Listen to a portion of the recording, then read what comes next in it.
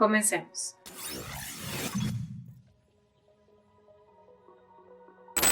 Fue a principios de mayo de 2021 cuando en el territorio que ocupan Israel y Palestina, que desde el nacimiento y a lo largo de la historia de la civilización ha estado gobernado por todo el que usted pueda imaginarse, desde egipcios, israelitas, griegos, judíos, romanos, hasta británicos, estalló un nuevo conflicto en el que militantes palestinos han disparado cientos de cohetes desde la Franja de Gaza hasta territorio israelí, mientras que Israel a su vez ha respondido con devastadores ataques aéreos. Los más entendidos en el tema se refieren a que lo que empezó como un enfrentamiento entre comunidades de judíos y palestinos se ha convertido en el peor escenario de violencia de la región desde el 2014, dejando centenares de muertos y heridos antes de que se declarara un cese al fuego a finales de mayo de este año. Pero quizás le lleguen a la mente pensamientos tales como: ¿no está muy lejos este conflicto como para ser de mi interés? ¿En qué nos afectaría a los dominicanos o en qué afectaría al mundo este conflicto? ¿No es complicado entender esto sin haberlo seguido antes? ¿Cuál es el origen de ambos estados? ¿Qué fue lo que le quitó la tapa al pomo esta vez? ¿Se le puede dar la razón a alguien? Y más importante, asumo que cuestionaría usted: ¿quién se beneficia de todo esto? ¿Cuál es el concepto de paz que se vive en estados hijos de la violencia y la desprotección? Sobre la primera duda, diría que ya nada está lo suficientemente lejos en un mundo interconectado. La paz en Medio Oriente se refleja en bienestar en la economía de todo el mundo, sobre todo de los que consumimos y no producimos petróleo. La paz entre estos pueblos aseguraría la estabilidad en la zona donde se produce la mayor cantidad de petróleo al que tiene acceso el mundo occidental. Lo que quiero decirle a usted, que se pregunta la utilidad de entender este conflicto y al menos desearles la paz y entendimiento desde la República Dominicana o el Caribe, es que la economía del mundo depende del petróleo que se produce en esta región y un conflicto armado e intercambio militar podría no quedarse entre dos, sino propagarse por contagio a nivel regional en medio de la grave crisis de sanidad y económica con efectos a muy largo plazo que todos tenemos por delante. Sobre lo segundo, hay que refrescar un poco la memoria y recordar que la República Dominicana mantiene excelentes relaciones diplomáticas, comerciales, de intercambio científico, educativo y cultural con el pueblo de Israel. Pero al mismo tiempo, se relacionan esas mismas calidades de excelentes y magníficas con el Estado de Palestina, a quien el Estado dominicano respetó desde siempre el derecho legítimo de ser reconocido a nivel internacional como un Estado libre, soberano e independiente. Sobre el resto, escucharemos a los expertos.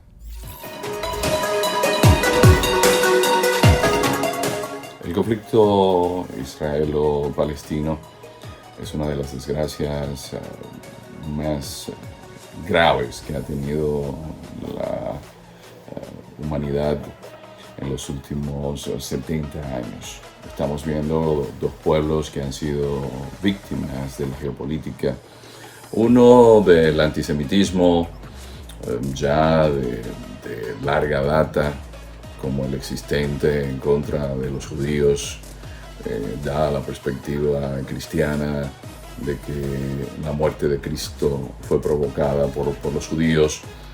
Luego tenemos ese colonialismo que afectó a los árabes, en este caso a los que habitaban la zona de Palestina, porque con los acuerdos Sykes-Picot, en el cual el imperio francés y el imperio británico se dividían, lo que conocemos como la zona de Medio Oriente, todo lo que era el imperio turco-otomano, y allí se tomaron decisiones que implicaron el futuro de los pueblos que allí habitaban. El Estado de Israel se funda en el Medio Oriente simplemente porque el hogar ancestral de los judíos es en Palestina. Y ese es el resultado de una votación en la Asamblea General de las Naciones Unidas el 14 de mayo de 1948, donde las Naciones Unidas votan a favor de la creación del Estado de Israel en Palestina.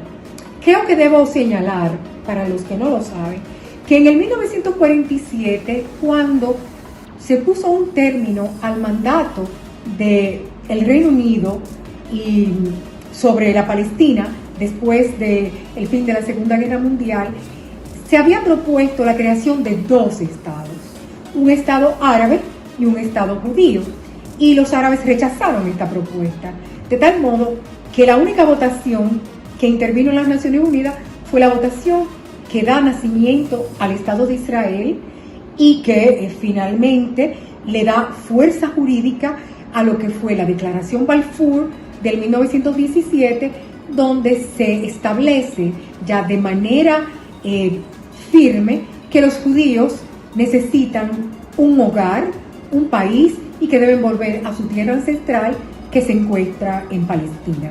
Podría decirse que esta decisión de las Naciones Unidas es uno de los orígenes del conflicto que lleva más de 70 años pendiente de terminarse y que por lo visto no tiene solución aparente, ya que a poco menos de un año de la declaración de independencia del Estado de Israel, el 14 de mayo de 1948, sus vecinos del Líbano, Siria, Transjordania, Irak y Egipto mostraron su inconformidad declarándole la guerra al naciente Israel.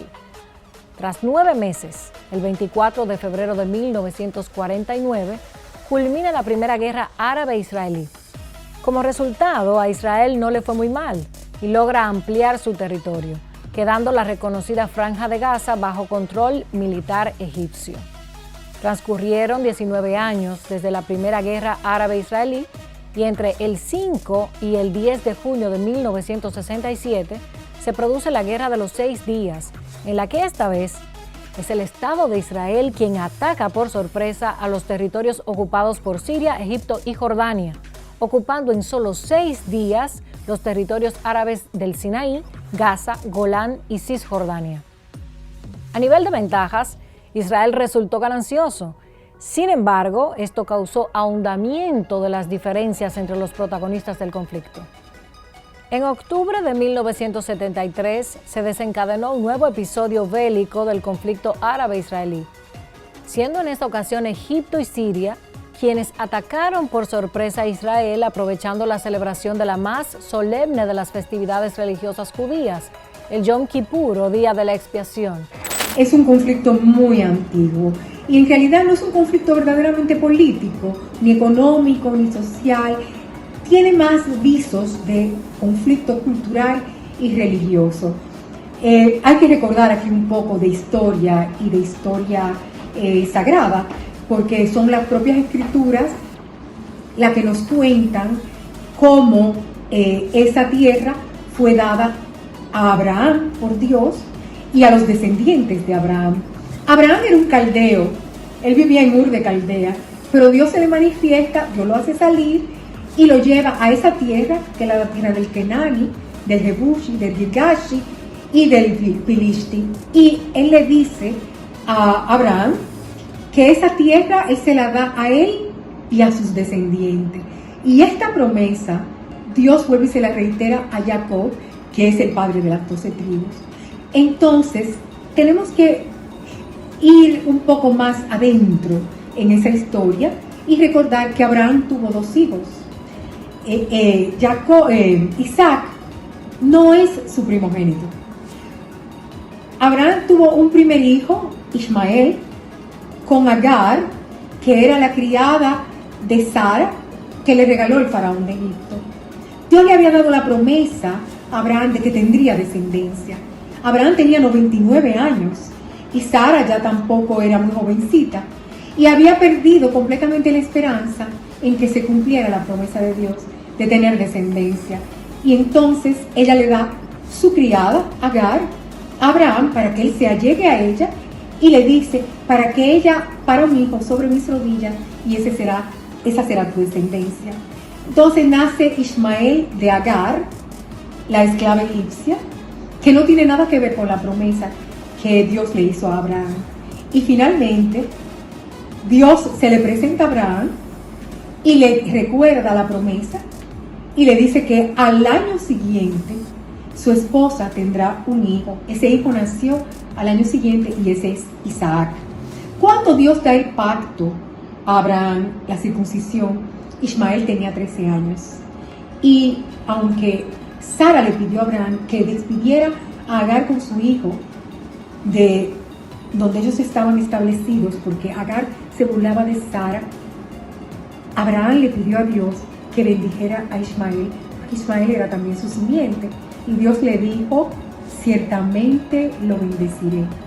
Y de Ismael salieron 12 pueblos, como después de la descendencia del pacto de Dios con Abraham, saldrán las 12 tribus, que son los hijos de Jacob.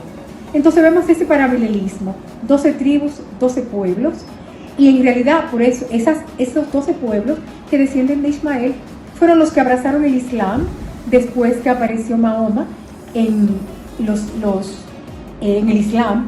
Se comienza a contar desde la égida de Mahoma, de la Meca a Medina, en el 614 de la era común. Entonces esos pueblos adoptaron esa religión y de repente vemos el paralelismo y la rivalidad de que ellos piensan que los hijos de Isaac, los descendientes de Isaac, son unos usurpadores porque Ismael era el primogénito. En realidad ese es el origen del conflicto histórico entre palestinos y judíos. Indicios de entendimiento solo se ven hasta 1979 con la firma de los acuerdos de Camp David entre Israel y Egipto, en donde ambos, entre otras, se comprometen a reconocerse mutuamente como estados soberanos. Y por fin, 31 años después, finaliza el estado de guerra que comenzó en 1948.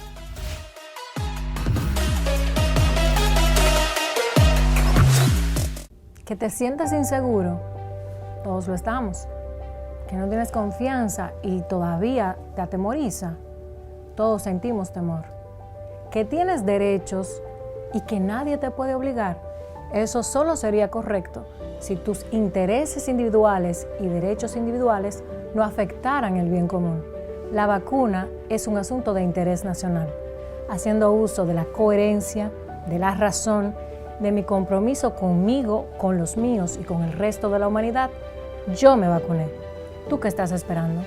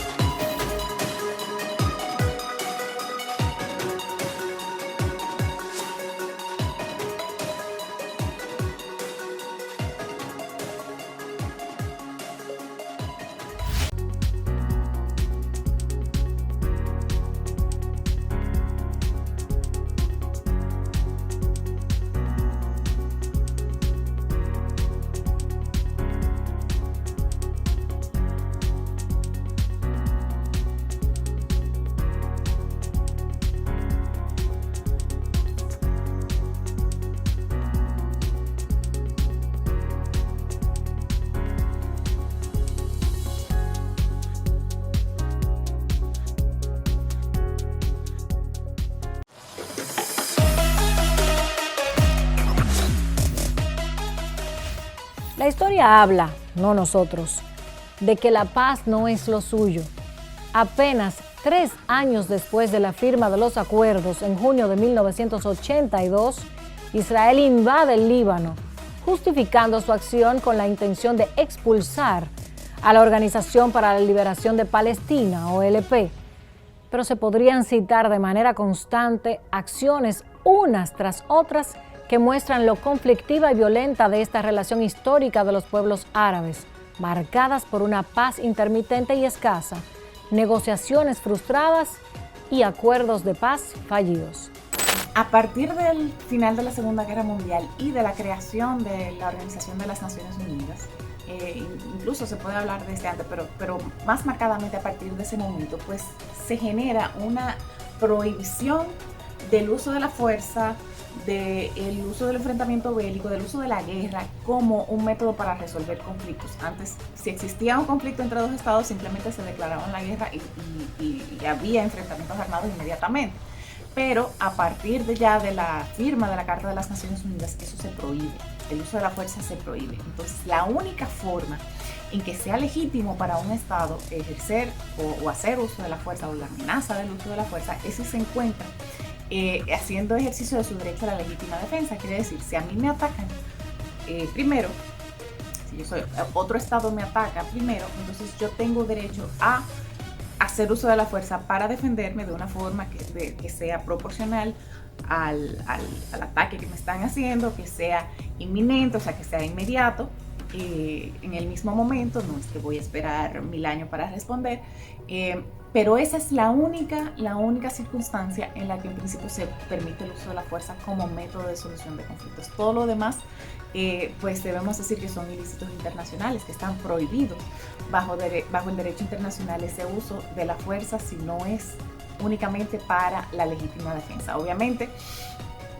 Israel, uno de sus argumentos principales es que ellos están respondiendo a una amenaza a su integridad como Estado y a la existencia misma de ellos como Estados, porque grupos terroristas como por ejemplo Hamas, pues hacen intentos de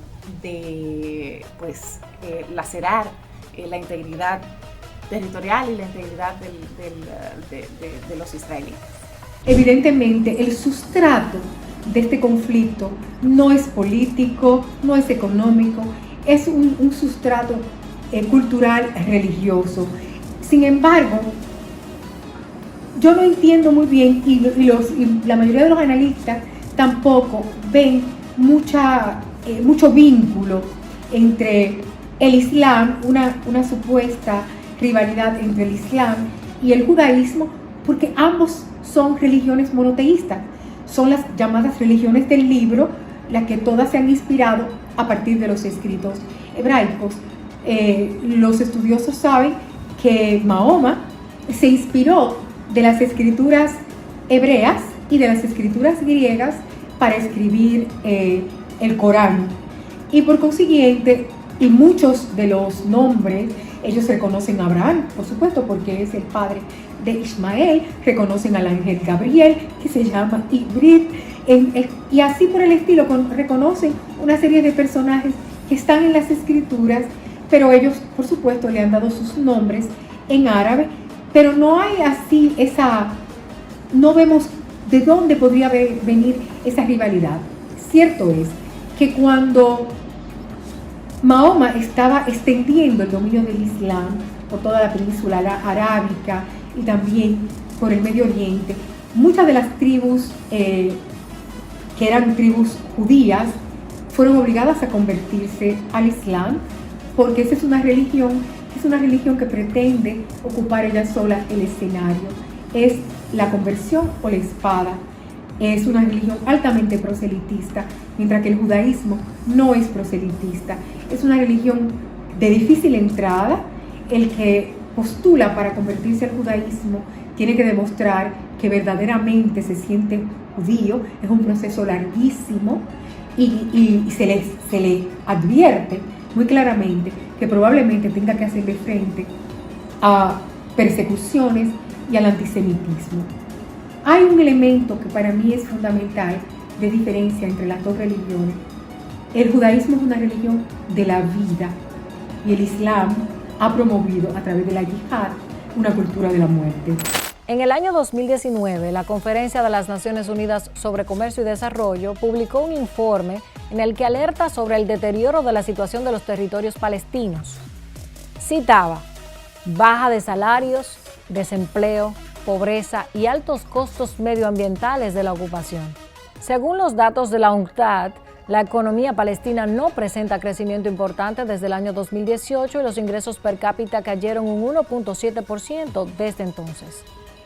En la Franja de Gaza, el desempleo supera el 50% y el nivel de pobreza se encuentra en un 53%. El aislamiento de los palestinos del mercado internacional genera dependencia económica y comercial de Israel, y la ocupación evita que los palestinos desarrollen sus recursos naturales, esto es combustible y gas natural, resultando en miles de millones de dólares perdidos. Amnesty International, que no es especialmente pro-Israel, pero en uno de sus informes sobre el estado de los derechos humanos se lo dedicó justamente al tema Israel-Palestina y decía que los palestinos atacaban siempre a la población civil, violando así la Cuarta Convención de Ginebra y las otras convenciones que conforman el derecho humanitario internacional o derecho de los conflictos bélicos. Además de las descomunales pérdidas económicas que se pueden cuantificar, hay un coste medioambiental del conflicto que difícilmente pueda valorarse en el corto plazo. Este órgano de las Naciones Unidas llama a la comunidad internacional a ejercer acciones para promover las prácticas responsables en Palestina. ¿Pero qué podría hacer la comunidad internacional? ¿Podría hacer algo por el medio ambiente de la zona cuando no ha podido intervenir por los cientos de miles de vidas malogradas en este fatídico destino que se han trazado los países árabes? Un poco de realismo, por favor, nos vendría bien en las relaciones internacionales. ¿Y por qué no? En las aspiraciones escritas a modo de sugerencias de los organismos y agencias internacionales. A propósito de lo anterior, las Naciones Unidas se dicen en constante trabajo para el establecimiento de un Estado palestino viable, independiente y democrático que conviva en paz con sus vecinos. Pero la muy cuestionada intención sin acción evidente de las Naciones Unidas sigue pareciendo lánguida con el tamaño de los hechos. Por su parte, y en un ángulo totalmente opuesto, se encuentra Israel, con un complicado contexto político, sí, en el que ha desarrollado al menos 4 elecciones en los últimos 2 años. Incluso al momento en que estallaba el nuevo conflicto en Jerusalén, todo parecía indicar que el primer ministro israelí, Benjamin Netanyahu, finalmente tendría que dejar el cargo que ha ocupado durante más de 12 años. Se avistaba en el Parlamento israelí una nueva coalición política que procuraba la creación de un gobierno que incluiría por primera vez en la historia del país a un partido árabe, además de otras facciones de centro, ultranacionalistas y de derecha, todos opuestos al actual presidente, que de cierta forma, hay que decir, que de cara a su permanencia en el poder, es quien saca mayor provecho del estallido violento. אני מודיע היום שבכוונתי לפעול בכל כוחי כדי להקים ממשלת אחדות לאומית יחד עם ידידי יאיר לפיד, כדי שבעזרת השם ביחד נחלץ את המדינה מהסחרור ונחזיר את ישראל למסלולה. כל המפלגות מוזמנות להיכנס לממשלה.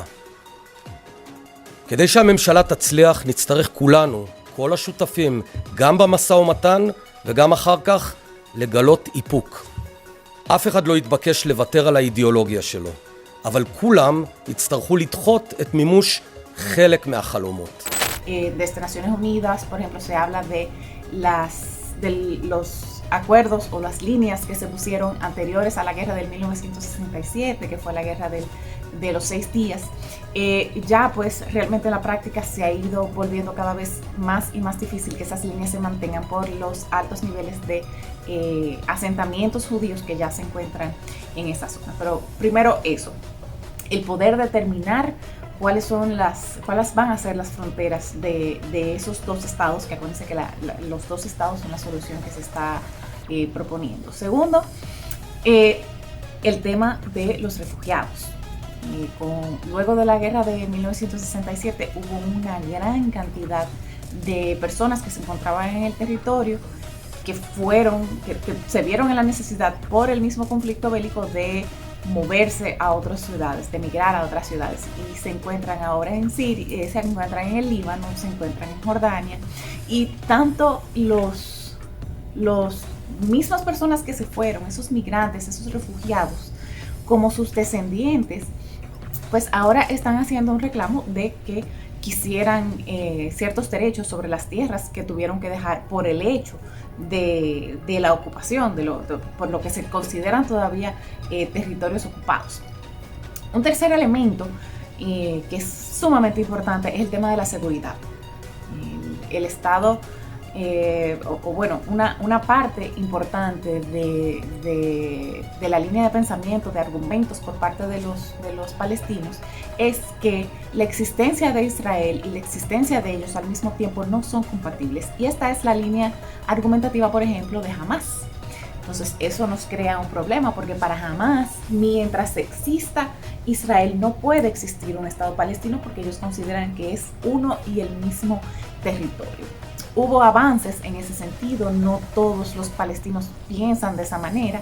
De hecho, dentro de los acuerdos a los que se llegaron en Oslo en el 1993, era ese reconocimiento de Israel como el Estado judío y como la existencia del mismo y la posibilidad de la existencia del mismo y la coexistencia con un Estado palestino. Ese es el tercer punto.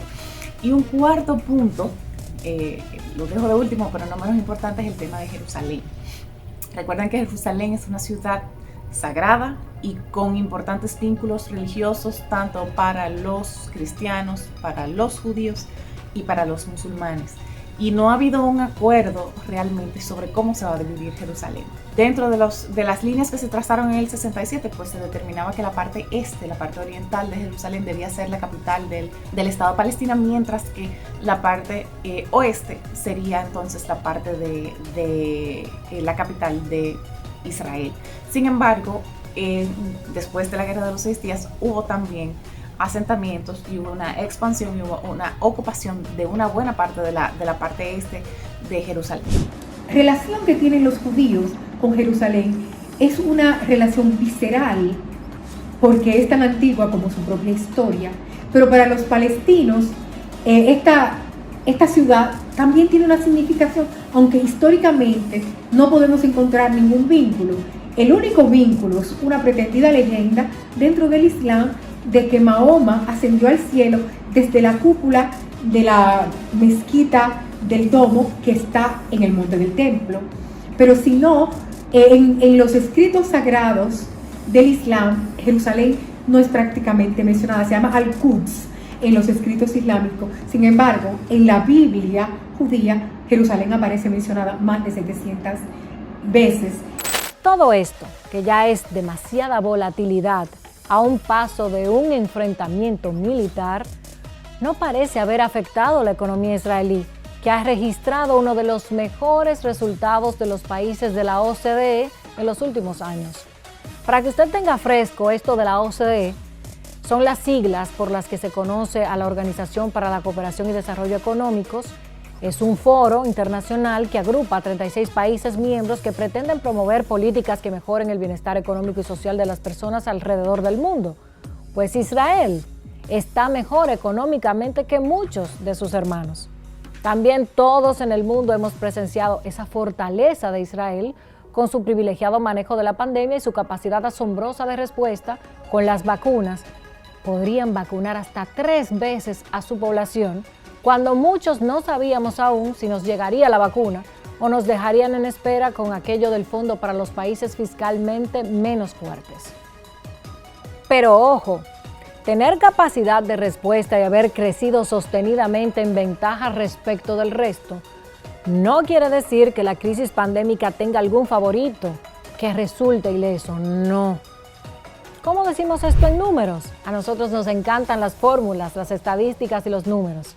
Pues el crecimiento del Producto Interno Bruto de Israel ha promediado 3.7%, sobre todo debido al aumento de la población en edad de trabajar.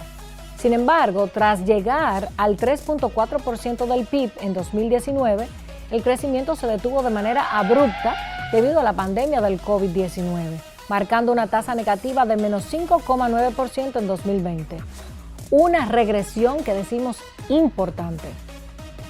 Las previsiones del Fondo Monetario Internacional de octubre de 2020 estiman que el crecimiento del PIB marque 4,9% en 2021 y que finalmente se estabilice en 4,6% en 2020. Igual sigue creciendo. Yo diría que no está mal en el contexto. Imaginemos que no hubiera crisis. Su crecimiento sería impresionante. El salario promedio anual en Israel es similar al del resto de Europa, posicionándose como uno de los niveles económicos más altos de la región. Aún así, el 25% de los israelíes vive en la pobreza y la desigualdad, que es relativamente alta, lo que responde el porqué de las protestas sociales constantes.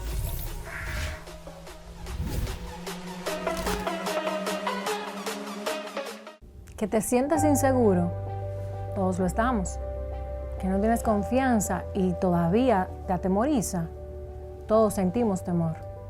Que tienes derechos y que nadie te puede obligar, eso solo sería correcto si tus intereses individuales y derechos individuales no afectaran el bien común.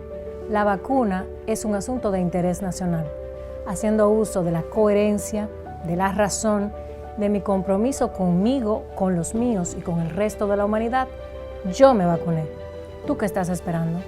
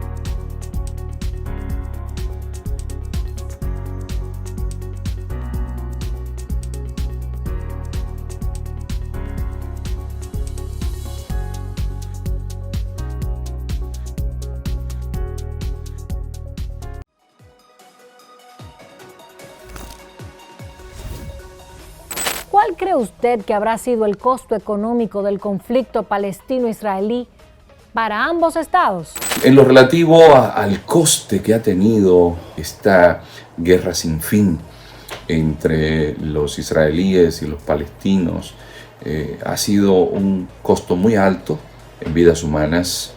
Económico, lo podemos ver recientemente como una buena parte de infraestructura en la zona de la Franja de Gaza fue destruida.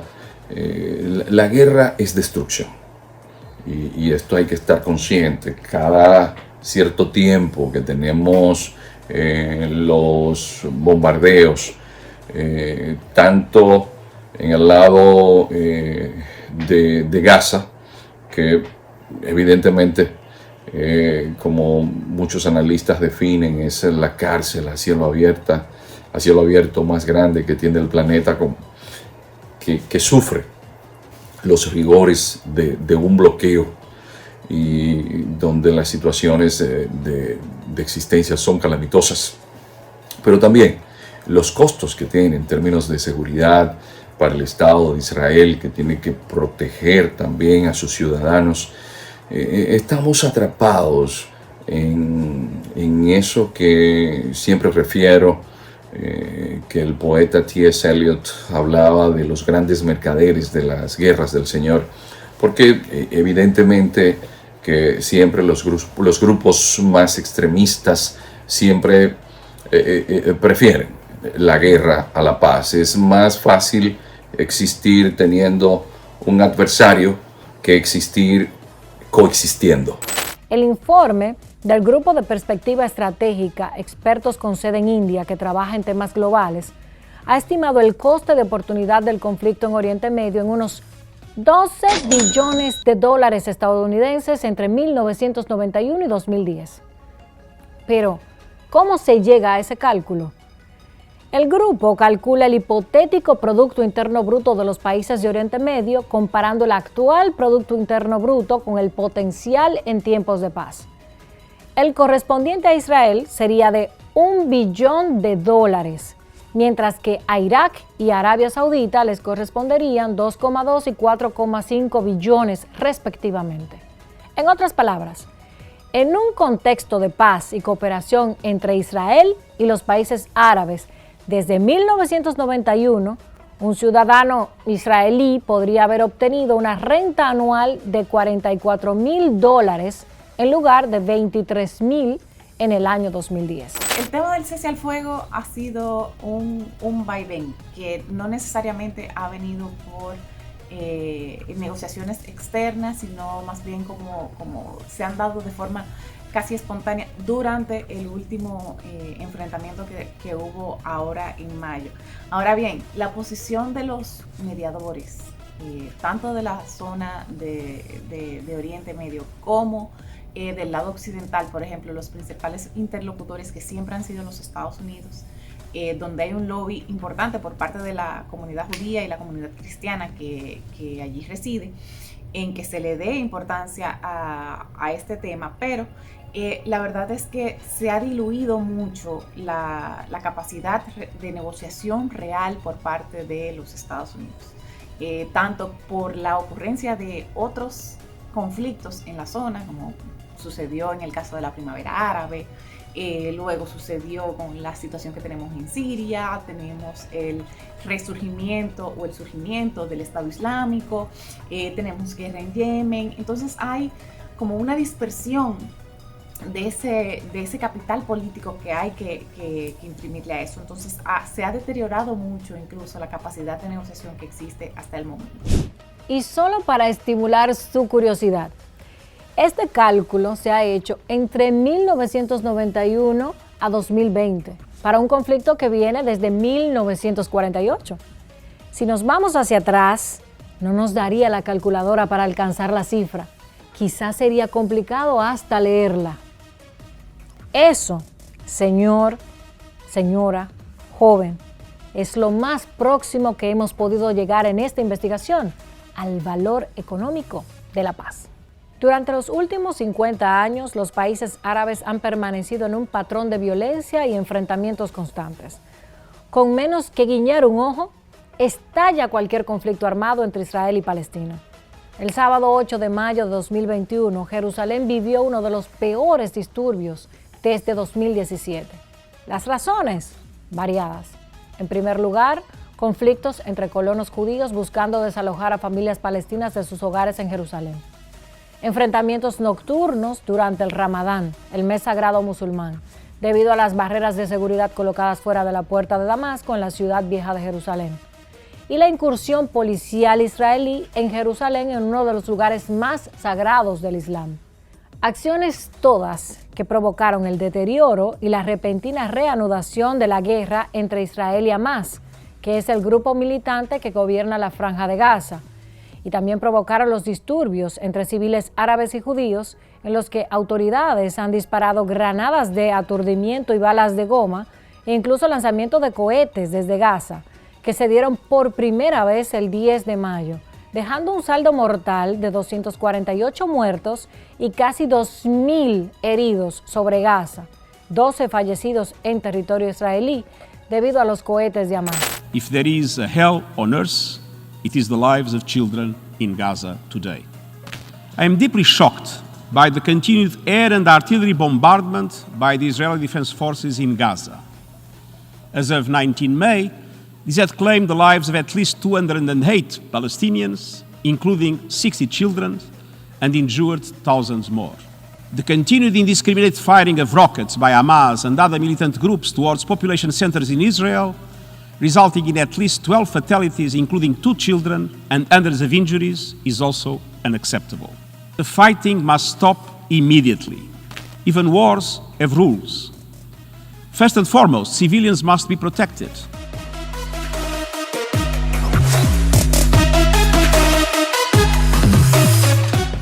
Que te sientes inseguro, todos lo estamos. Que no tienes confianza y todavía te atemoriza, todos sentimos temor. Que tienes derechos y que nadie te puede obligar, eso solo sería correcto si tus intereses individuales y derechos individuales no afectaran el bien común. La vacuna es un asunto de interés nacional. Haciendo uso de la coherencia, de la razón, de mi compromiso conmigo, con los míos y con el resto de la humanidad, yo me vacuné. ¿Tú qué estás esperando?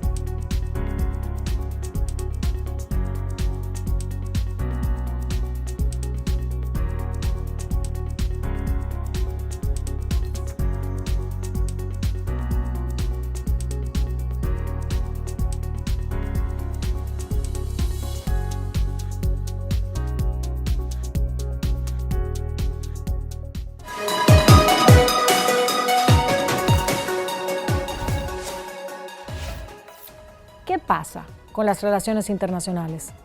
Israel es uno de los mayores receptores de ayuda estadounidense y la mayoría llega en subvenciones para la compra de armamento. Donald Trump favoreció que 4 países árabes ricos normalizaran relaciones con Israel, además de que su gobierno reconoció a Jerusalén como capital israelí, lo cual simbolizó mediante el traslado de la embajada de Tel Aviv a Jerusalén. Joe Biden continúa apoyando el reconocimiento de Israel, pero ha adoptado una diplomacia más cautelosa. National security staff and defense staff has been in constant contact with their counterparts in the Middle East, not just with the Israelis, but also with everyone from the Egyptians to the Saudis to the Emiratis, etc. And I had a conversation with Bibi Netanyahu not too long ago. I'll be putting out a statement very shortly on that. My expectation and hope is that this will be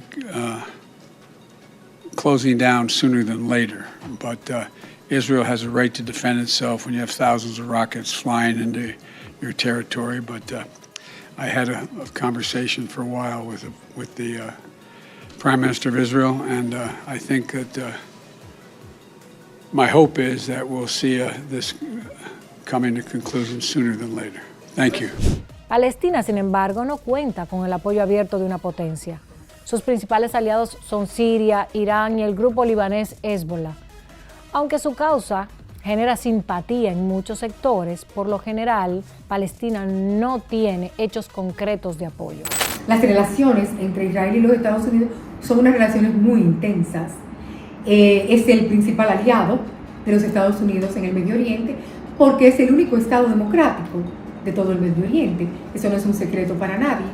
Y yo creo que la posición finalmente de los Estados Unidos hacia Israel es una opinión bipartidista. No creo que fundamentalmente cambien las relaciones con Israel por la salida de Donald Trump.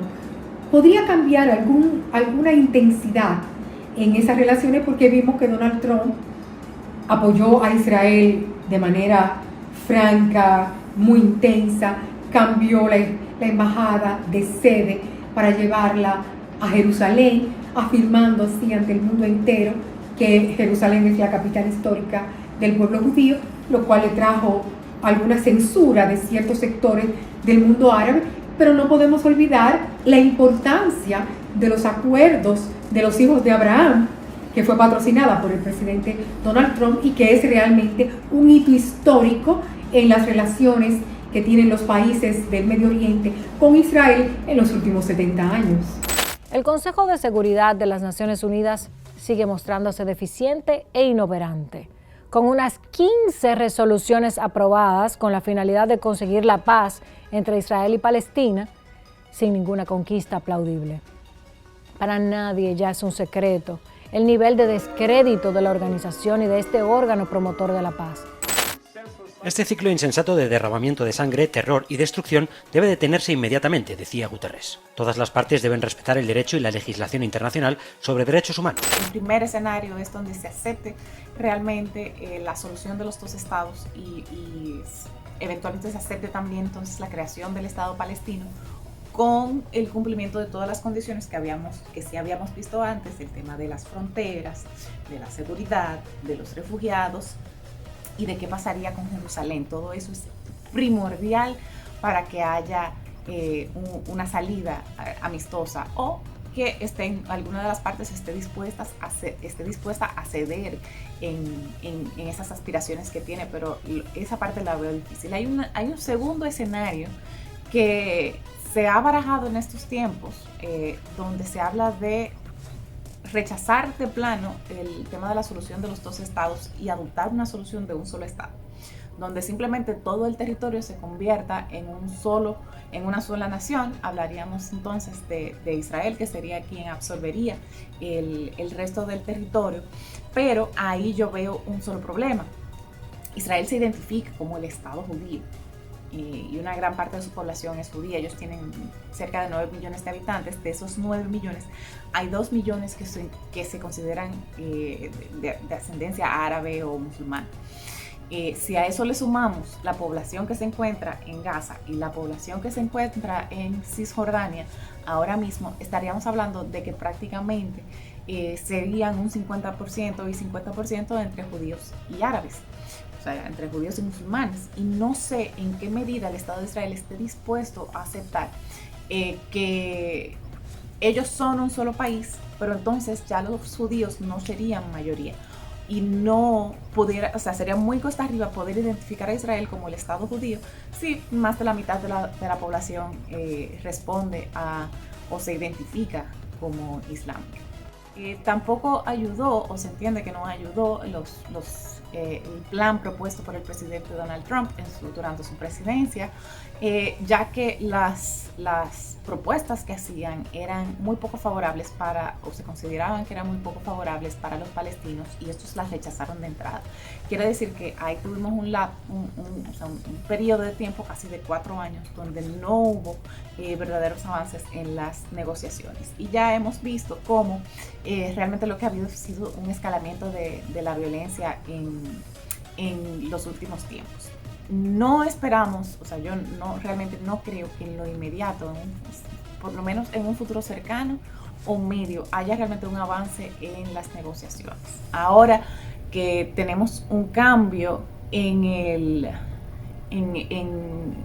gobierno de Israel, o sea, finalmente luego de tantos años sale de Benjamin Netanyahu del cargo de primer ministro, entra una nueva coalición, pero es una nueva coalición que es tan diversa, con gente tanto de la extrema derecha como de la extrema izquierda, como todo lo que hay en el medio.